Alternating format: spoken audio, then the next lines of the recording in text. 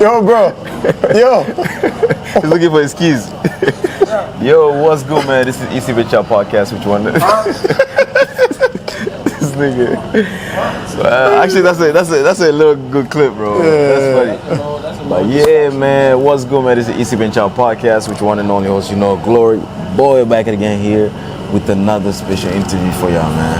And I'm here with two awesome people, Yes, sir. Y'all gonna get to know them today. Alright, I'm gonna just let them introduce themselves. We can start with you and then go ahead. What's going on, everybody, man? I go by the name of DJ Chills from North Carolina. I'm in Buffalo for the weekend, to turn up with the peoples, with my family. Good vibes only.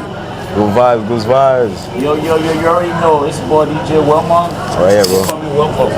You can just hold it. They call me DJ Wilmar, Plug Hookah Lounge, Buffalo, New York. The hottest hookah lounge in the city. Right. You know how it is. Yeah. Yo, man, so the reason we're here, basically is to kind of like get the people to get to know y'all. Yeah. You guys are not just, oh shit, that shit came off. Yeah. Nice. You gonna have a lot of editing to do, boy. No, actually, it's That's right. I bet that. Nah, it's all good, bro. But yo, the reason why we're here basically is to kind of like basically go over you guys' life. Like a lot of people usually don't know y'all. Yeah. A lot of people know you in Buffalo because basically Plug Lounge is your lounge. You know what I mean? And also you're from North Carolina, so like for the Buffalo people and so on, so they can get to know you. So if you could just tell us like about yourself, let me start with you. Like, what do you do, and basically, and what got you doing what you're doing as of today? I mean, I'm a full-time DJ. I mean, DJing like to events, man, is a blessing. Because people trust you with that big day. For example, people trust you with that wedding. You know what I'm saying? It's 1,000 other DJs, but they pick you out of the 1,000. You know what I'm saying? That's an honor. So once you get that honor, you know what I'm saying, right? You got to do the best that you can. Like I came from North Carolina, you know what I'm saying? And this weekend been nothing but all love, good vibes with everybody. You got people from Haiti, people from Puerto Rico, white, all together. We just having a good time, you know what I'm saying? That's legit, bro. And I met my brother right here, man, one of the coolest dudes in Buffalo. And my other brother right there too, he got the hottest hookah lounge in the city, you know what I'm saying? It's all good vibes, man. Definitely. Okay, so let me go to you also, like, what do you do? I mean, I know you personally, so they gotta get to know you, bro. Yeah, get to know you because you basically, I've seen that you basically kind of like got away from cameras in most like a lot of times, but now it's time for people to actually get to know who's the face behind Plug Lounge, So like, tell the people who you are, and what you do, and what got you starting what you're doing, like as of today. By the way, they call me DJ Wilmar. I started off DJing, as a kid back home, like Be Real. I used to be listening to radio when I see DJs doing their thing. I'm like, one day I'm gonna be like that, When I had a chance and I came in Buffalo, and a lot of equipment out here is kind of more. It's kind of easier to get into whatever you want to do. And I took the chance. I DJ for a little bit. Everything out of time. So that was the time when I DJ. Now I'm more into, business and all this stuff. We have a family business called Plug Hookah Lounge. You already know that. So right now I'm kind of like a businessman, That's what we're doing right now. Right. And then just for you, basically, you mentioned about being the luckiest person to be chosen out of like 1,000 DJs. Just besides that, like, have you kind of like been chosen for like any other events? Just besides wedding? Oh yeah, and I had opened up for a couple of artists. For example, MC Kyra, one of the top Liberian artists in Liberia. She was out here. She had a concert. I was one of the main DJ. Right. And I opened it for Techno, one of the top Nigerian artists. Like I say, I've been doing shows. I've been traveling, man. That's about it right there, man. That's all I really do, Definitely. And we kind of had a conversation beforehand when we first met yesterday, basically, and kind of like spoke on like where you started at. Like, which state did you start from, so that way they can get to know, and where are you based as of right now? Well, I started from Trenton, New Jersey, but right now I am located in Charlotte, North Carolina, down south, dirty. Yeah, if you want to see me, I'll be at Safari Hookah Lounge. We close like 5 in the morning. What? We party all night, man. We close 5 in the morning, man. That's crazy. 5 a.m. 5 a.m., brother. So yeah, you're gonna get the Afrobeat, the hip hop, the soca. You got everything, So whenever you're in Charlotte, North Carolina, you can hit me up, you know. Right. For a good time. And you said Safari. Safari Hookah Lounge. Safari Hookah Lounge. So if you go to North Carolina, make sure you tap in. All right. And also, like, besides that, when you first started DJing, like, what was kind of like the things that you faced that made it a little bit difficult for you to kind of like be in that position you are in today? Well, when I first started DJing, the most difficult part was the OGs not trying to teach you. Right. For example, right, you're a DJ, right? I'm trying to learn. So once you teach me now, I might take a customer. You know, a lot of older people don't want to do that. They're like, damn, you about to take money out of my pocket. But the thing they're forgetting to know is, I came to you because I want to learn from you. You know what I'm saying? I see something in you. I'm not here to compete with you. You know what I'm saying? So that was very tough. But so I mean, luckily I had this one old head who opened up and really helped me out. You know what I'm saying? Like he showed me the ropes. So the most important thing he told me was, being a DJ, you gotta be very professional at all event. Different. You never know who's watching you. You know what I'm saying? Oh, yeah. So that stuck in my head. So like for cookout, I come like this. For a wedding, you know, I dress differently. You know what I'm saying? You gotta move differently. I was actually gonna ask you that, like, you know, because it's very important. Because because my brother does photography and everything. So like before when he first started, like he used to dress however. Yeah. And then people were like, you know what, your first impression tells people different about you. You know, so like if you dress like this, like a specific event, a lot of people gonna look at you and be like, oh nah, he's ghetto. Yeah. But if you dress proper, like at somebody's wedding, they gonna kind of like welcome you and something like that. It's all about word of mouth, you know. Right. You have to be able to impress your last customer to be able to bring you your future customer. So if you come, you gotta dress accordingly. You know, some people don't understand. Let's just go back to the old DJ trying to show the new DJ. You know, as for me, I don't mind showing new DJ whatever I know, because I know I'm getting older. You know what I mean? I'm not old like that though, but I'm getting old older. like You know that. what I mean? So whoever comes to me and be like, "Oh, I want to learn," I'd be like, "All right, when are you available?" Right. And I'd be like, I'll look at my schedule because I'm a very busy person. And then I always try to help, because I'm not over here to be like, oh, you're going to take my customer. You know, facts, I don't do that. What I'm trying to do is to put whatever knowledge, the little I know, you know what I mean, to put into the next person, and they're going to continue in the process. So it's all about empowering. You know, you got to empower the youth. Empower the youth. And I got a question for y'all too, though. Like, is that something that you witness within the African community, or just it happens within like every other communities, like the Black American community, the white people community, and so on? Like about like just like an OG teaching you how to DJ and then feeling some type of way about it. I think it's universal. You know, it's universal. It's kind of like a universal stuff. You know, because it's all about financials. You know, and status. A lot of people want to keep their status for longer. For me, I don't care much about status. You know, I care much about, you know what I mean, be able to help the next person. I want to be able to help the next person. You know what I mean? If I can help the next person, that's what I care for. I'm not over here to be the hottest in the city or to be the baddest in the city. Once I'm doing something and I'm able to feed my family, I can be able to pass that on to the next person and make them to be able to feed their family. But it's universal, it's everywhere. So let me describe you. So you're more of a person that wants to pass on generational wealth type. That's what I'm talking about. That's what I want to do. You know, I don't want to be stingy or being mean. You know, like you see my little homie Shada, DJ Shada. You know what I mean? DJ Shada came to me. He knew nothing about DJing, but the little I know, I put it in him. You know what I mean? And he learned much. You know what I mean? Practicing, doing it over and over. And now you see, like I say, he's growth, right? He's the hottest young in the city. You know what I mean? So it's all about treating the next generation like you're equal. At the same time, making them understand this is how you got to go about it. Because DJing is all business, you know? I live on DJing for a long time, you know what I mean? So it's all about business. You got to present yourself right. You have to be able to connect with people. It's all about, you got to be social, you know? If you're not social, you're not going to get business. You know what I mean? So it's just how you control your business. You got to get a business plan. It's not, you know, some people think DJing is not a business, but it's a business. It's a business. You gotta have a business plan. I feel like everything is basically a business if you're making some sort of money or connection from it.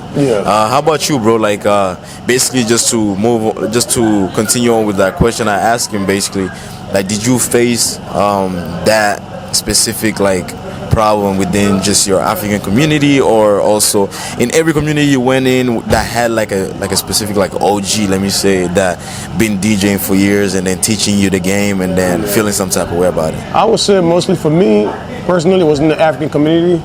Because like I said, man, I came to this country when I was like 13 years old, you know what I'm saying? So I ain't really know no African music. Right. Like the American music is easy, you know what I'm saying, right? But now, trying to learn from an African old head DJ, they ain't gonna teach you that easily, you know what I'm saying? So, yeah, I mean, if you're African, you know what we go through, you know what I'm saying? Like, you know, bro, everybody is like, they be like, oh, yeah, I'm gonna help you, but really, they don't really want to help you. You know what I'm saying? That's true. Yeah, so, yeah, that was very tough for me, but luckily, you know, like I said, the old head I met, he opened up to me for me. He told me the African part, and then the American part just came easily for me. And I want to say a little bit towards that, right? Like for example, let's say we have a city like Buffalo, and we don't have a lot of Africans in Buffalo, right? And we have maybe one African DJ who doing that thing in Buffalo. Yeah. They're not trying to show somebody to be in the same city to take away their customers. So it all comes back to business. Sometimes we're gonna take it out, oh, this person being selfish. Yeah. But I think they're looking at the demographic, like how many people can they play to. So if they have 2 or 3 people doing the same thing they do, sometimes they think they're not gonna make money.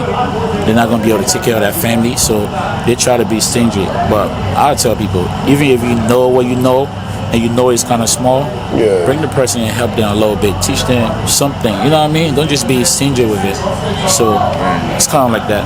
All right, and also just to look at it in business perspective, I mean, within business there's competition, There's always. right? There's competition. So like, how do you guys kind of like maneuver around that competition? Where, for example, he wasn't teaching you, he refused to teach you, but like, how do you kind of like compete with that person in the long run? Like to make sure, like, you know what? Let me show you what I've learned on my own. Well, for me, I don't really compete with people, you know what I'm saying? Right. At the end of the day, I'm not going to prove to nobody, you know what I'm saying, right? So whatever I had learned, like I said, if I see the OG, I still show them respect regardless. Regardless, right? You feel me? Even if they help me or not, but I'm not here to be like, yeah, I'm better than, I'm going to show you. I'm not going to show to nobody.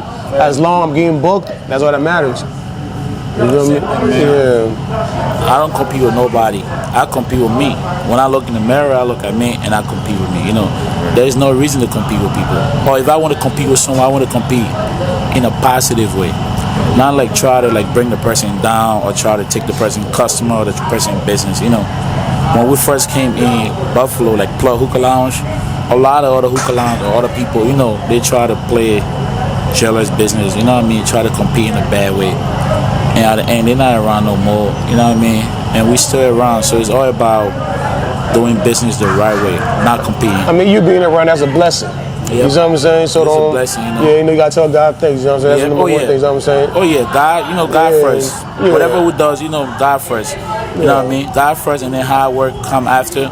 And then you gotta have good people around you. Like for me and my family, you know, we have a lot of good people around us. You know what I mean? So it's all about that. Just keep doing it. It's all about recipe. You gotta have a recipe. If it works for you, you gotta be able to do the same thing, or you gotta improve on it. So once you can do that, you're gonna go a long way. All right, so let me speak on family because you guys just brought it up. Coming from where we come from, right? Like, how do you guys manage to kind of like support the families and making sure that basically, because you know the DJ lifestyle is major. Like you DJing either overnight, you DJing in the morning, you DJing. Like you could get booked almost at any time. But like, how do you find time for family and kind of like, you know, be there for them, or just making sure you support them in any type of way that you can? I mean, as for me, I have a schedule. Right. You know what I'm saying? Family always come first, no matter what. Like I said, this DJing thing, we're all gonna die, still gonna be here. You know what I'm saying, right? So you gotta make time for what's really important. You feel me? So for me, like I said, family come first, then I DJ. So I have a kid. I got 2 kids. You know what I'm saying? I got a wife. So the number one thing in DJing for me, I get a support system.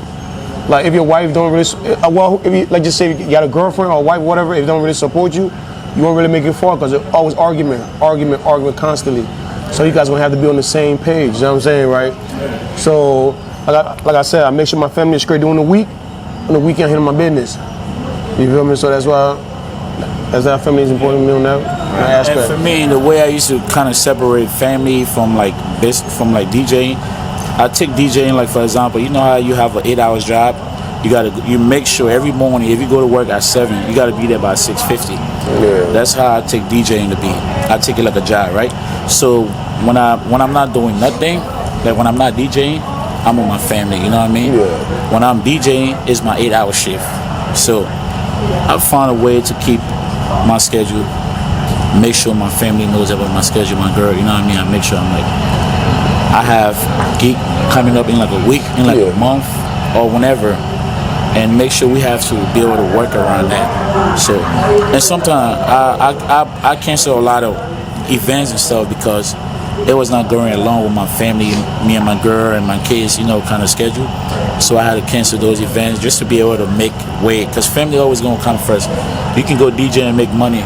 Yeah. You can go wherever and make money, but that money not gonna do much for you in certain situations. So I always find a way to put family first, and I balance my schedule. And one of the stuff, you have to get a schedule.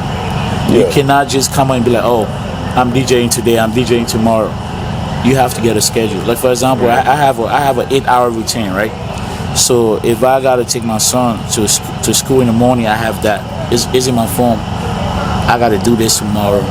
To be, you know what I mean, to keep a schedule, it keep you on track. Instead of just guessing, oh, I have a gig today.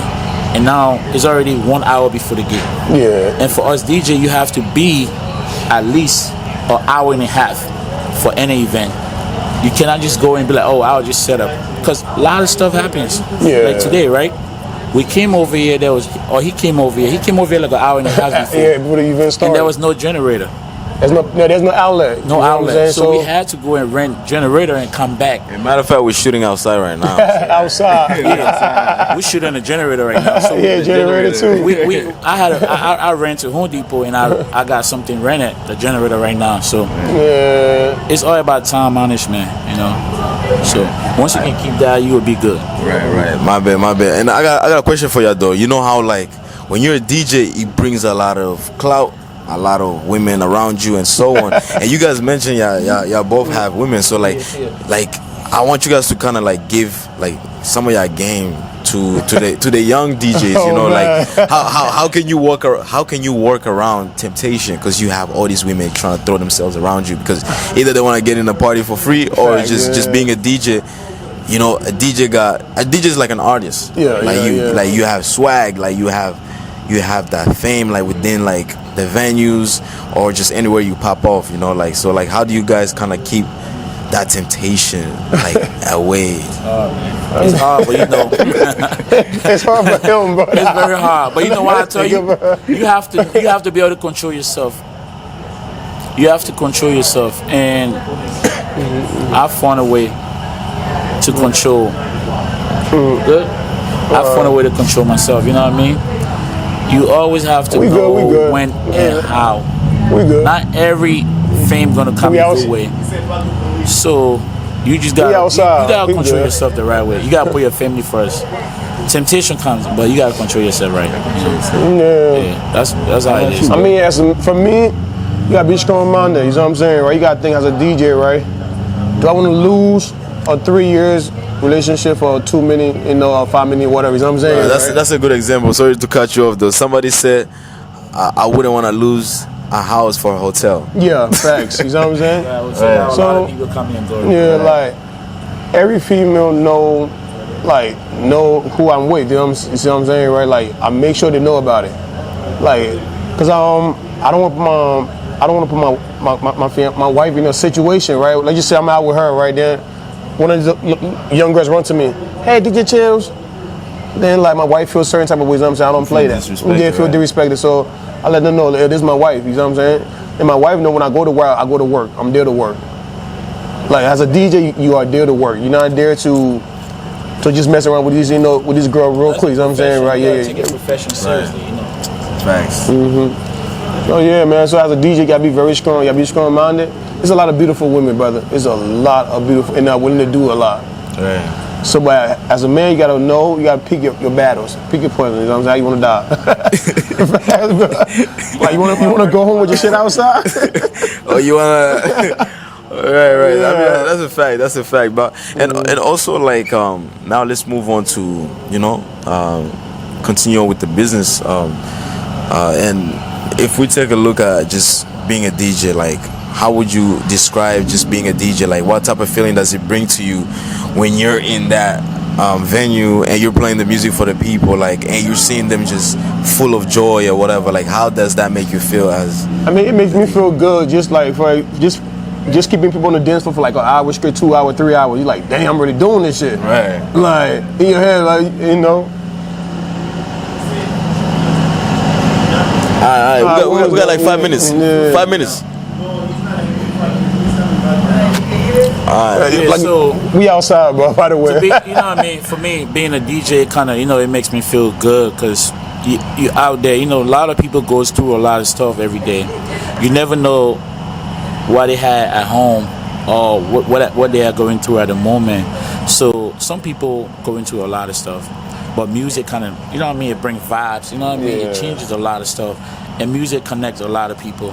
So when I'm DJing, I'm like, damn. I'm able to make more than one person happy, more than two, more than three, more than four persons happy. Yeah. That it just brings joy to me, So that's what DJing meant to me, to just be able to keep the vibe, keep people going good, Right. And just one last question, like, what's the future plans for y'all too? Like, in upcoming years, like, what are you looking forward to achieve? So that way, because we got the park police out here trying to rush us. But I mean, we're done with the interview. But that's my last question though. Like, what's the future plans? What are you guys looking forward to accomplish? Go ahead. All right, for me, the future playing Buffalo, me and my family, we working on a lot of good stuff. We have Plug Hookah Lounge 2 coming up. By the end of the year or the beginning of next year, we're gonna be open, and we're also working on some big moves. Whenever we have more information, we're gonna let you know.